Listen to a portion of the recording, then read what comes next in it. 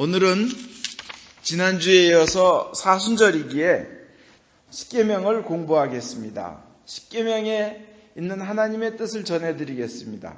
지난주에 부모를 공경하라는 것을 우리는 배웠습니다. 천주교와 개신교가 틀리지만 결국 천주교 방식도 사실은 개신교의 루터교가 따르고 있고 성 어거스틴도 따르고 있는 겁니다.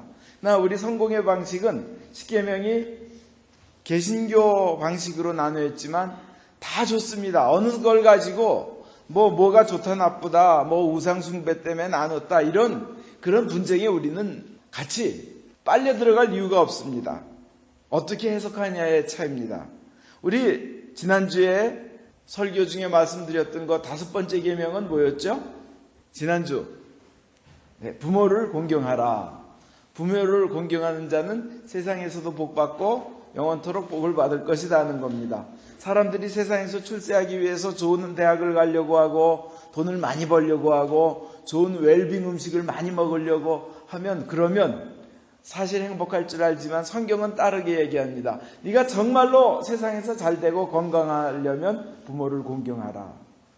하나님의 뜻 방식은 전혀 다른 데 있습니다. 오늘은 6번째, 7번째를 주님 앞에서 생각해 보겠습니다. 6번째는 뭐죠? 함께 읽을까요? 살인하지 못한다. 7번째는 뭐죠?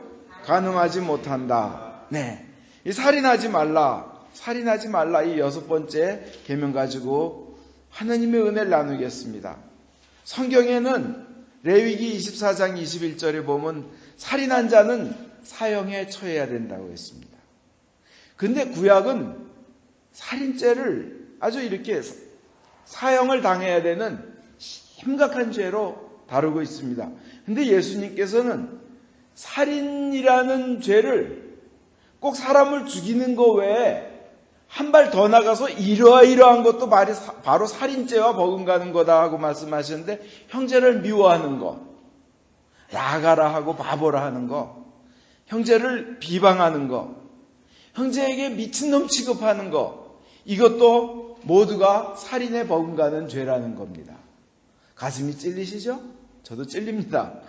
또 야고보서 4장 5절에는 뭐라고 되어 있냐면 하나님께서는 우리에게 심어주신 영혼을 질투하실 만큼 사랑하신다고 그렇게 기록되어 있는데, 하나님께서 질투할 정도로 사랑하시는 그 영혼을 담은 육체를 죽이는 행동은 얼마나 하나님의 노여움을 받는 것이겠습니까? 인간을 하나님의 형상대로 하나님의 모형으로 만들었다는 것, 그렇게 인간은 귀하며 인간의 생명은 귀하다는 겁니다. 그것을 죽이고 그것을 모든 기능을 정지시켜버리는 그런 행위는 하나님께 대드는 것이라는 겁니다. 요한 1서 3장 15절에는 자기 형제를 미워하는 자는 누구나 다 살인자입니다. 살인자는 영원한 생명을 누릴 수 없습니다. 형제를 미워하는 자는 살인자라고 얘기했습니다. 그러면 우리는 무조건 사람을 죽일 수 없느냐 하는 의문에 빠집니다. 우리는 죽일 수 없습니다. 그러나 구약에 보면 하나님께서 저 이방 족속을 향해 쳐들어가되 단 한 명도 남기지 말고 다 전멸시켜라. 이 얘기는 다 죽여버리라는 얘기거든요. 그런 경우는 어떻게 됩니까? 모든 생명의 주인이시고 생명을 만드신 분의 명령 모든 것 위에 우선입니다. 왜 죽이라 그랬냐면 그들은 그 우상을 섬기고 있었고 하나님을 거역하고 있었고 하나님이 제일 싫어하시는 역겨운 짓들을 하고 있는 것은 회개의 기회를 주되 회개하지 않으면 싹 쓸어버려야 되는 겁니다. 예를 들어서 자기가 잘 되기 위해서 자식을 태워서 우상에게 바치는 그런 행동들을 하고 있었기 때문에 그렇습니다. 자, 그건 예외이고요. 어쨌든 우리는 하나님 앞에서 십계명에 의해서 살인할 수 없습니다. 다윗이 대표적으로 자기의 욕망을 충족하기 위하여 우리아를 죽였을 때 나단이 나타나서 너희 집안에는 칼부림 가실 날이 없으리라. 계속 칼로 서로 죽이는 일이 일어날 거다 하고 선포하였습니다. 다윗이 우리아를 죽이니까 자식 사이에서 칼부림이 일어났습니다. 다윗이 살인한 결과 형제들끼리 죽이게 되고 어떻게 해요? 나중에는 자식마저도 압살롬, 저는 아비를 살해할 놈의 약자가 압살롬이라고 보는데 압살롬이 자기 아버지를 죽이려고 듭니다. 그 다음에 요압이라는 총사령관 장군은 내가 존경하고 저 시편을 짓고 하나님 앞에서 춤을 추고 하나님만 영광 받으시옵소서 하는 그렇게 믿음 좋은 사람인 줄 알았는데 저거 별거 아니네. 자기 밑에 최고의 장군이 다윗을 경멸하게 되고 나 저거 따라갔다가 나도 언젠가 적골당하지. 일단 다윗에 대한 모든 존경심이 없어지게 되는 겁니다. 그 총사령관으로부터도 그런 마음에 배신감을 느끼게 하는 겁니다. 그러면 구약 성경에서는 살인은 정말 자기 인생에 평생 쌓아두었던 모든 공적을 이렇게 다 허물어뜨리는 그런 결과를 가져옵니다. 그러면 현대에 있어서 우리 무엇이 살인인가 한번 생각해 봅시다. 첫째, 아까 말씀드린 육체적 살인, 낙태를 포함해서 육체적 살인, 그거 살인입니다. 또 만성적인 살인이 있습니다. 분명히 사람 몸에 나쁘다고 그러는데도 계속해서 만들어서 사람들을 먹게 만드는 거, 그거 살인입니다. 담배를 피워대가지고 주위에 있는 사람들 제2차 흡연하게 하는 거 간접적 살인입니다. 이거 육체적 살인입니다. 자신을 죽이는 흡연도 육체적 살인입니다. 그런데 영적 살인이 또 있습니다. 사람을 절망시킵니다. 말로. 너는 바보다. 너는 앞날이 없다. 남의 인생을 포기하게 만드는 영적 살인도 분명히 살인입니다. 살맛을 없게 하는 것. 또 잘못된 가르침, 잘못 인도하는 거 그거 큰 살인입니다. 예를 들어서 하나님께서 여기에 가면 반드시 죽으리라, 지옥 가리라 했는데 괜찮아 나만 안 그러면 됐지, 이렇게 가르쳐서 그 자리에 남아있는다든지, 분명히 이것은 하나님께서 역겨워하시는 일이다, 축복할 수 없는 것이다, 그런데도 괜찮아 하면서 세상이 다 그런데 뭐 아무도 아는 사람 없는데 뭐 딱 한 번인데 어때, 이러면서 죄를 짓는 거예요. 영적 살인입니다. 잘못된 가르침입니다. 특히 뭐 미국에서 만연하는 혼전 동거, 하나님께서 보시기엔 그건 간음입니다. 음란입니다. 특히 성직자들이 잘못 가르쳐서, 성경에는 이것이, 예를 들어서 성경에는 동성애가 지옥 간다 그랬는데 괜찮아. 현대 세상이 그렇게 돌아가는데 이렇게 가르친다면 소자들을 실족시키는 거고, 소자들을 실족시킨 자는 연자 맷돌감이라고 그랬습니다. 애들이 모르고 우리 성직자가 그렇게 가르치는데 우리 성직자도 우리 주교도 그런데 이거 소자를 실족하게 하는 겁니다. 환경적 살인이 있습니다. 환경을 불안하게 만들어요. 두려워서 살지 못하게 만듭니다. 아주 두려워서. 직장 다니면서 밑에 직원들이 부하의 그 압박과 괴롭힘 때문에 자살하는 케이스가 얼마나 많습니까? 얼마 전에 한국의 뉴스에 여자 장교가 그 윗사람 소령에 의해서 자살한 겁니다. 환경적으로 만들어내는 살인이 있으면 위협, 협박, 불안 조성, 그 다음에 사회적인 매장. 이건 뭐냐면 이것도 살인입니다. 사회적 살인입니다. 인터넷에다 누구에 대해서 그냥 나쁜 악플, 나쁜 그 리플라이를 악하게 만들어서 달아서 그걸 믿어가지고 그 때문에 상처받고 자살한 사람들, 이런 사람들에 대한 그 악한 행위에 대해서는 반드시 하나님께 심판과 진노와 징벌을 받을 것입니다. 그 사회적으로 없는 것을 만들어서 매장시키는 사람들. 어떤 자매님이, 교회 나오는 자매님이 오빠와 이 자매 둘만 살았습니다. 근데 오빠가 심장병이 생겨가지고 약을 구할 돈이 없고 병원에 갈 돈이 없고 해가지고 이 여동생이 열심히 벌다가 어느 날 유혹에 넘어가서 술집에 나가면 돈을 좀 많이 벌을 수 있다 해서 술집에 나갔습니다. 어떤 사람이 그걸 알고는 교회에다가 그냥 다 퍼뜨렸어요. 얘가 교회 나오면서 술집에 나간다고. 그러니까 그 오빠한테 그게 들어가서 오빠가 자살을 하고 그 여동생도 자살을 했습니다. 그 교회 목사님이 울면서 설교를 하는 것을 제가 그를 몇십 년 전에 이렇게 간접적으로 보고 들었는데, 우리 교회에 있는 사람들은 하나님의 어린 양, 상처받은 양이 아니라 모두 늑대입니다. 어떻게 상처받은 한 영혼 그 여자애를 감싸주고 조용히 기도하고 옳은 길로 이끌 생각은 하지 못하고 그걸 퍼뜨려 가지고 애들을 자살하게 만듭니까? 이건 양이 아니라 당신 애들은 늑대고 내가 잘못 가르친 저도 늑대입니다 하면서 함께 울면서 회개하는 것을 제가 본 적이 있습니다. 여러분, 잘못했을 때 회개하지 않으면 분명히 심판받습니다. 남에 대해서 나쁜 소문 퍼뜨리는 거, 그것도 살인입니다. 우리 잠시 이 시간, 우리가 남에 대해서 육체적으로 죽인 거, 낙태한 거, 만성적으로 살인한 거, 영적으로 살인하고 절망시킨 거, 잘못된 가르침을 괜찮아 하며 한 거, 그 다음에 사회적으로 매장시킨 거, 남을 불안 조성해가지고 살맛을 없게 하는 거, 이런 죄가 있으면 지금 잠시 회개하는 기도를 바치는 시간을 갖겠습니다. 잠시 기도하겠습니다. 말씀 예수님 이름으로 기도하였습니다. 아멘. 그리고 우리가 살인하지 말라 했다고 해서 무조건 덮어주고 숨겨주라는 얘기는 아닙니다. 심각한 죄인이 늑대가 들어와서 많은 사람을 피해를 입히고 있으면, 사기를 치고 있으면 기도한 후에 교회 지도자들과 상의해서 그건 막아야 됩니다.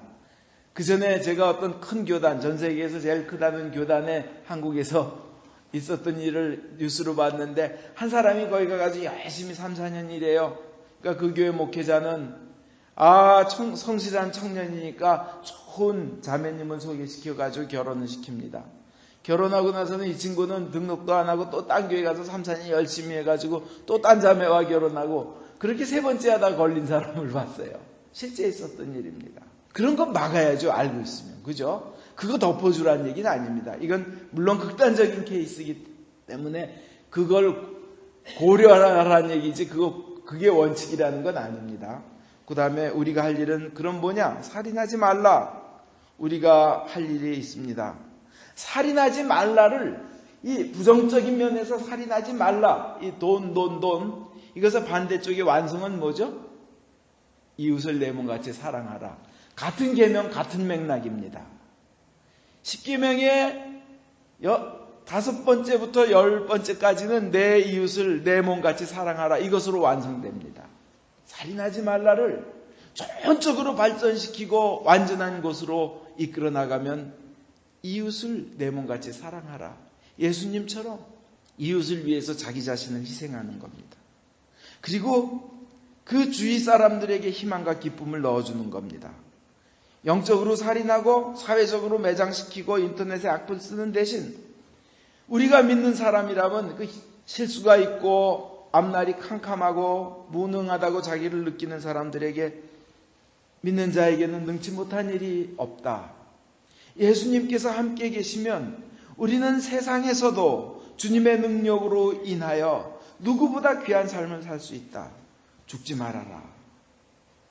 밝은 앞날이 우리를 기다리고 있다. 자살하지 말아라. 막달라 마리아를 보라. 그가 미쳐서 쓰러졌다 일어나면 동네 애들이 놀리고 미친 누구래요? 돌았대요. 개 거품 흘렸고 쓰러졌다가 일어나고, 7 귀신 들렸던 막달라 마리아가, 그리고 옛날 전승에 의하면 창녀였던 막달라 마리아, 예수님께서 고쳐주시고 난 다음에는 인생에 가장 귀하고 귀한, 이 세상에서 가장 귀하고 귀한 부활이라는 사건의 첫 번째 목격자, 가장 인류 역사상 위대한 사건을 첫 번째 예수를 만나는 그 귀한 이로 예수님이, 하나님이 삼아주시지 않았습니까? 그래서 앞날이 캄캄하고 자기 자신이 없는 사람에게도 예수를 믿으면 너는 귀한 자가 될 수 있다. 너의 삶은 의미가 있다. 너는 살 가치가 있다. 온 우주를 지으신 창조주가 바로 너를 위해서 돌아가신 것이다. 살자. 이것이 바로 우리가 살인하지 말라는 계명을 완성시키는 길인 줄 믿습니다. 아멘. 우리 이지영이라는 자매가 있었는데 아프가니스탄에 선교를 나갔었습니다. 목숨을 걸고 나갔어요. 그러다가 그와 함께 갔던 20몇 명이 다 잡혔습니다. 그래서 그 같이 갔던 목사님과 다른 형제를 이 탈레반 이 사람들이 처형을 해버렸습니다. 그렇게 지치고 있는 상황에서 얼마나 두려웠겠습니까? 이 자매는 그 목숨을 걸고 이슬람권에 선교를 나간 자매는 그 안에서 병이 걸리고 본인도 약한 상황에서 그 테러리스트들이 이렇게 석방을 시키는 순서를 전하고 할 때 자기 자신이 순서가 됐음에도 불구하고 자기는 그렇게 약하고 힘든 상황임에도 불구하고 다른 사람들을 먼저 석방시켜달라고 자기가 양보를 했다는 겁니다. 자기가 양보를 했다. 살인자들 앞에서 다른 사람들에게 자기 목숨을 대신 희생하는 그런 좋은 모범을 보였다고 합니다. 우리 크리스찬은 그 마음 한쪽에는 마음 깊은 곳에 가장 베이스로는 그 사랑을 품고 살아야 된다는 겁니다. 살인하지 말라는 것으로 끝나지 말고 그것을 완성시키는 사랑의 사람이 돼야 된다는 겁니다. 저 그저께 그 뉴스를 보고 참 감동 깊은 게 있었는데 캐서린이라는 자매는 미국의 저 펜실베니아의 버거킹 햄버거집에 버려졌던 27년 전에 버려졌던 아기, 태어난 지 얼마 되지도 않았던 아기가 버거킹 화장실에 버려져 가지고 그게 1986년도였다고 합니다. 27년이 지난 지금 27살에 애를 셋둔 엄마가 돼서 27년 전에 나를 버렸던 그 엄마를 찾고 싶다고, 그리고 그 엄마에게 감사하고 싶다고, 내가 어렸을 때 막 구출됐을 때 태어난 지 몇 시간 안 되는지 며칠 안 되는지 화장실에 버려졌지만 너무나 깨끗한 상황에서 건강한 채로 내가 발견되었다는 것은 나를 낳아준 엄마가 내가 뱃속에 있을 때나 날 태어나고 나서도 날 낳고 나서도 분명히 나를 아껴서 귀하게 대했음이 틀림없다고, 나는 그 엄마에게 땡큐 하고 싶어서 그 엄마를 보고 싶다고 결국은 인터넷 매체에 의해서 그 엄마를 만나게 됐습니다. 그것은 인터넷에 또 TV에 방송되진 않았습니다. 숨겨졌죠. 그렇지만 많은 사람들이 자기를 버린 엄마를 원망하기 쉽고 서러움에 또 안타까움에 뭔가 그 가슴에 쓴 뿌리를 토하고 싶었겠지만 이 사람은 처음부터 끝까지 이 캐서린이라는 여자는 나는 그 엄마에게 땡큐하고 싶다고 이렇게 얘기를 했습니다. 우리는 크리스찬입니다. 십자가에 자기 목숨을 버리신 예수, 우리를 위하여 나를 위하여 목숨을 가장 귀한 것을 바치신 그 예수님의 삶을 따라가려고 몸부림치며 그렇게 살겠다고 세례를 받은 이들입니다. 우리는 그 말씀을, 예수님의 삶을 우리는 따라야 합니다. 그리고 두 번째, 우리 간음에 대해서는 시간 관계상 다음 주에 설교하겠습니다. 단지 중요한 것은 원칙이 있습니다. 이건 꼭 지켜야 될 것만은 얘기하겠습니다. 남녀 간의 성에 있어서 꼭 지켜야 될 일은 남녀 간의 육체적 결합은 가정의 담을 넘어서는 절대 안 된다는 겁니다. 하나님 안에서 부부 사이에만 이루어져야 한다는 겁니다. 결혼도 그래서 믿음 깊은 자끼리 결혼해야 하며 신앙 안에서 결혼해야 되며 자식들에게도 그렇게 가르쳐야 됩니다. 그 다음에 결혼해서 육체적으로 하나 되며 결혼하기 전까지 순결을 지켜야 된다는 겁니다. 그것이 이 세상의 풍조가 어쨌든 우리 크리스찬의 미혼 남녀가 지켜야 될 하나님의 원칙입니다. 그러나 우리가 하나 잊지 말아야 될 마지막 것이 있습니다. 살인에 대해서도 그렇고 간음에 대해서도 그렇고 어떤 사람들이 그 상황에 이미 죄를 지었고 근데 그들이 회개한다면 또는 그것을 몰라서 세상 풍조 때문에 그렇게 살고 있었다면 우리 크리스찬들은 그에게 돌을 던지는 대신 내 손에 돌을 내려놓고 갱생의 기회, 다시 본 어게인 할 수 있는 기회를 그들에게 마련해 준다면 그것은 더욱더 아름다우며 가장 아름다운 것일 것입니다. 유다서 1장 23절로 마치겠습니다. 본능적인 욕정으로 더럽혀진 그들의 속옷까지도 미워하십시오. 그러나 조심스럽게 자비를 베푸십시오. 이 모든 것은 이웃을 내 몸같이 사랑하라는 그것으로 완성되는 줄 믿습니다. 그 삶을 사시고 주님 안에서 영원토록 축복받으시는 우리 교회 성도들 되시기를 주 예수 그리스도 이름으로 축원드립니다.